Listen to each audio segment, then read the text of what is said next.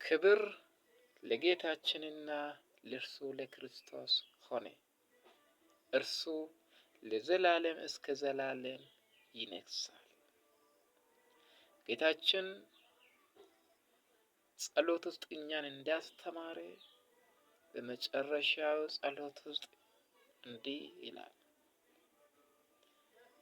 ክብርና ኃይል ለጌታችን ለኢየሱስ ክርስቶስ ነው፣ ለዘላለም እስከ ዘላለም አሜን ይላል። ክብር፣ ምስጋና፣ ኃይል፣ ብርታት ለማንም አይደለም ከሰማይ በታችና በምድር ላይ ያለው ለማንም አይደለም፣ ግን ለጌታችንና ለክርስቶስ ነው። ሃሌሉያ። ትንቢተ ሆሴዕ ምዕራፍ ላይ ያለውን እግዚአብሔር ቃል እናያለን። ትንቢተ ሆሴዕ ምዕራፍ 3 ላይ ያለው እግዚአብሔር ቃል አብሮ ምዕራፍ 4 ላይ ያለው እግዚአብሔር ቃል አብሮ እናያለን። አንድ ላይ ጀምሮ አነብባለሁ። እናንተ የእስራኤል ልጆች ሆይ እውቀትና ምሕረት እግዚአብሔርንም ማወቅ በምድር ስለሌለ እግዚአብሔር በምድሩ ላይ ከሚኖሩ ጋር ክርክር አለውና የእግዚአብሔርን ቃል ስሙ። እርግማንና ሐሰት፣ ግዳይና ስርቆት፣ ምንዝርናም ወጥተዋል፣ ደምም ወደ ደም ደርሰዋል። ስለዚህ ምድሪቱ ታለቅሳለች፣ በእርስዋም የሚቀመጡ ሁሉ ከምድር አራዊትና ከሰማይ ወፎች ጋር ይደክማሉ። የባህሩንም ዓሦች ያልቃሉ።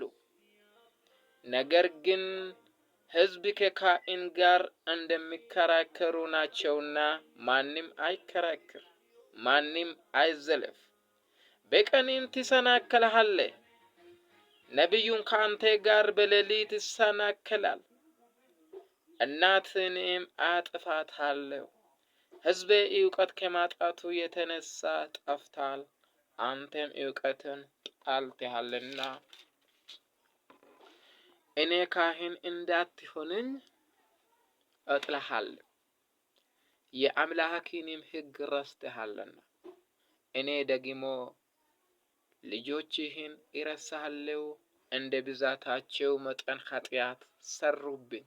እኔም ክብራቸውን ወደ ነውር አለውጣለሁ። የሕዝቤም ኃጢአት መብል ሆናላቸዋል፣ ልባቸውንም ወደ በደላቸው አድርገዋል። እንደ ሕዝቡም እንዲህ ካህኑ ይሆናሉ።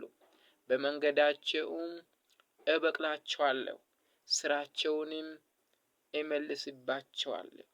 እግዚአብሔርን መጠበቅ ትተዋልና ሲበሉ አይጠግቡም፣ ሲያመነዝሩም አይበዙም። አሜን ሃሌሉያ። ይህን ቃል ስሙ። ክርስቲያኖች ሆይ ይህን ቃል ስሙ። እግዚአብሔር ቃል እሳት ነው።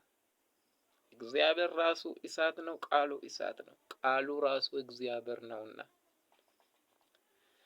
እግዚአብሔር መስማት ካልፈለጋችሁ እናንተ ገለባዎች በእሳት ትቃጠላላችሁ እንጂ ከእሳት መቀረታቸው አይቀሬ ነው። ስሙ። ሆሴዕ ውስጥ እግዚአብሔር እንደ ቃሉ እንደተናገረው እንዲህ ይላል፣ ሕዝቤ እውቀት ከማጣቱ የተነሳ ጠፍቷል። እውቀት የጎደለው ክርስቲያኖች ይጠፋሉ። ቤኩምሲ ዋቀዮ ከንቲ ህርቀት ክርስቲያኖን ይንበሉ። አንዳንድ ክርስቲያኖች እንዲህ አሉ፣ እኔ መጽሐፍ ቅዱስን ማንበብ አንፈልግም፣ ግን እኖራለሁ አሉት። አኒ መጽሐፈ ቁልቁሉ ሂንዱብሱ እንጅራጥ ገርወዱ መጽሐፍ ቅዱስን ያልነበቡ ክርስቲያኖች ሳይሆን አይዛቦች ናቸው። መጽሐፈ ቁልቁሉ ክርስቲያኖን ሂንዱብሱ ክርስቲያኖታ ኦሶ ሂንታን ሆርሞታዳ እውቀት ማጣቱ ከማጣቱ የተነሳ ጠፍቶ ቤኩምሳ ዋን dhabeef badee jedha sagaleen waaqayyo። እሺ ዛሬ አንድ ትልቅ ነገር መናገር እፈልጋለሁ። ይሄ ምንድነው? ሁለት ሰው ምድር ላይ እንዳለ እንደኖሩ አሁን በፊት እንደነበሩ ዛሬ እንዳሉ ወደፊት ክርስቶስ እስኪገለጥ ድረስ እንዲኖሩና ክርስቶስ ሊገለጥ ደግሞ እንዲጠፉ ወይም ወደ ሲኦል እንዲወርዱ አንድ ሰው አለ። ይህ ሰው ምንድነው? እውቀት የጎደለው ስጋውያን ሰው። ስጋ እውቀት የለም። ስጋ የእግዚአብሔር እውቀት ከጎደለ ከእግዚአብሔር እውቀት የራቀ ስጋዊ ሰው ነው። ሁለተኛ ሰው ደግሞ መንፈሳዊ ሰው ነው። እሺ መንፈሳዊ ሰው ቅድሙ የነበረ እግዚአብሔር የፈጠረ ዘፍጥረት ምዕራፍ 1 እና ምዕራፍ 2 ውስጥ የነበረ ሰው ነው። እግዚአብሔር የፈጠረው ሰው ዘላለማዊ ሰው ነው። እንዳሁም እንደ እግዚአብሔርና እንደ አምላክ የእግዚአብሔር መልክ ነው። የማይጠፋ የማይሞት በሽታ የሌለ ሞት የሌለ ደዌ የሌለ እንባ የሌለ ፌሱ አምላክን የሚመስል አእምሮው እንደ እግዚአብሔር አእምሮ አይኑ እንደ እግዚአብሔር አይን ጆሮው እንደ እግዚአብሔር ጆሮ የሆነ መንፈሳዊ ሰው ነው። ስለ ዘላለማዊ ያስባል እንጂ ስለ ጠፊ አያስብም። ማን? መንፈሳዊ ሰው። መንፈሳዊ ሰውና ስጋዊ ሰው ተቃራኒ ናቸው። መንፈሳዊ ሰው ስጋ መሆን አይችልም። ስጋዊ ሰው መንፈሳዊ ሰው መሆን አይችልም። መንፈሳዊ ሰው እንደ እግዚአብሔር መልአክና እንደ አምላክ ነው። እንደ እግዚአብሔር ይናገራል፣ እንደ እግዚአብሔር ይገሰጻል፣ እንደ እግዚአብሔር ይመክራል፣ እንደ እግዚአብሔር ክፉ ላይ ይፈርዳል፣ እንደ እግዚአብሔር በጻድቅ ይፈርዳል። ሃሌሉያ። ስለዚህ ይሄ ሁለተኛ ሰው ከአንደኛ ሰው ጋራ አንድ አይደለም። አንድ መሆን አይችሉም። አብሮ መኖር አይችሉም። አብሮ በጉባኤ መቀመጥ አይችሉም። አብሮ አሜን በማለት አይችሉም። አብሮ እግዚአብሔርን አይጠሩም። እግዚአብሔር ስጋ አይወድም። ስጋ የመንፈሳዊ ሰው ጠላት ነው። መንፈሳዊ ሰው የእግዚአብሔር ጦረኛ ነው። መዶሻና የጦር መሳሪያ። በመንፈሳዊ ሰው እግዚአብሔር ስጋን ይሰባበራል። በመንፈሳዊ ሰው እግዚአብሔር ሰይጣን ላይ ይፈርዳል። በመንፈሳዊ ሰው ላይ እግዚአብሔር ስጋዊ ሰው ላይ ይፈርዳል። ስለዚህ አንተ ማን ነህ? ስጋ ሰው ነህ ወይስ መንፈሳዊ ሰው ነህ? ወይስ መንፈሳዊ ሰውና ስጋዊ ሰው ነህ? ሶስት ጥያቄ አለ። ሶስት ጥያቄ ውስጥ አንድ መልስ አለ እንጂ ሁለት መልስ የለም፣ ወይም ድብልቅ መልስ የለም። አንድ ሰው አንድ ጊዜ መንፈስና ስጋ መሆን አይችልም። እንዳውም እግዚአብሔር ስጋ አልፈጠረም። እግዚአብሔር ሰውን ሲፈጥር ኑ እንደ ምሳሌያችንና እንደ አምሳላችንን ሰው እንፍጠር አለ እንጂ ኑ ስጋ እንፍጠር አላለም። ይህ ማለት ምን ማለት ነው? እግዚአብሔር ስጋ አልፈጠረም ማለት ነው።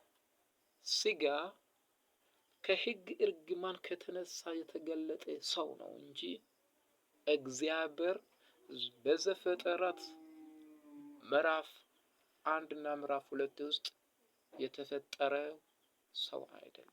ስጋ ፍጥረት አይደለም፣ ክስተት ነው እንጂ ክስተትና ፍጥረት አንድ አይደለም። ስለዚህ ስጋ ከእግዚአብሔር የተመናጨ ሳይሆን ከሰይጣን ከሐሰት እውቀት ከእባቡ ዛፍ ስር የመጣው ሰው ነው።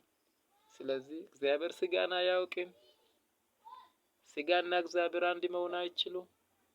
ስጋው መጨረሻው እሳት ነው፣ ወደ ሲኦል ነው። መንፈሳዊው ወደ ዘላለም ሕይወት ነው። አንተ ማነሽ? ውሸተኞች አስተማሪዎች ሰው ስጋና መንፈስና ሶል ነፍስ ነው እያሉ ናቸው። በጆሮዬ ሰምቻለሁ። ይህ ትምህርት ከመጽሐፍ ቅዱስ የወጣ ሳይሆን ከአሜሪካ ከፈረንጆች የወጣ እውቀት ነው። መጽሐፍ ቅዱስ እንደዚህ አላለም። መጽሐፍ ቅዱስ ስጋን አናውቅም። አንተ ታውቃለህ? ውሸታሞችን ለምን ሰማ? ሰይጣንን ለምን ሰማ? ክርስቶስን መስማት ለምን አልመረጥክ? ዛሬ ክርስቶስን መስማት ምረጥና ዶክትሪን ሰውን ሳይሆን ክርስቶስን አድርግ። ከዚህ በኋላው መገለጡ ቅርብ ከሆነ ለክርስቶስ ኑሪ። ክርስቶስ በክብር ይገለጣል። አዲስ ምድርና አዲስ ሰማይ ይገለጣሉ። ምድር አዲስ ያደርጋል፣ ሰማይን አዲስ ያደርጋል፣ ፍጥረታቶች ሁሉም አዲስ ያደርጋል፣ ዛፍን አዲስ ያደርጋል። ከዘፍጥረት ምዕራፍ 1 ውስጥ የፈጠረው ሁሉም አዲስ ያደርጋል። እኔው አሁን አዲስ ሆነዋልና ፍጥረታቶች ሁሉ በእኔ ምክንያት አዲስ ይሆናሉ። ስለዚህ ዛሬ 2 ሰው ነው ያለው እንጂ 3 ሰው የለም፣ ወይም 1 ሰው የለም። ይሄ ማለት ነው ስጋዊ ሰው የወደቀ ሰው አዳማዊ የሆነ ክርስቶስን ያልተቀበለ ነው። ሁለተኛ ደግሞ መንፈሳዊ ሰው ነው። ክርስቶስን የተቀበለ አዳምን የካደ፣ ሔዋንን የካደ፣ እርግማንን የካደ፣ ደዌን የካደ፣ በሽታን የካደ ሰው ነው። ስለዚህ ዛሬ ክርስቶስ መገለጡ በፊት እውቀትን ገልጧል። በዚህ እውቀት ተመላለስና ለክርስቶስ ኑር። እውቀት የሚወዱ ማራናታ፣ እውቀትን የማይወዱ አናቴማ። ክርስቶስ ክብር መገለጥ የማይወዱ የተረገሙ ናቸው። በኢየሱስ ስም አሜን። ማራናታ። ጌታ ኢየሱስ ሆይ ቶሎና፣ ጌታ ኢየሱስ ሆይ ቶሎና፣ ጌታ ኢየሱስ ሆይ ቶሎና። አሜን። ቶሎና። አሜን።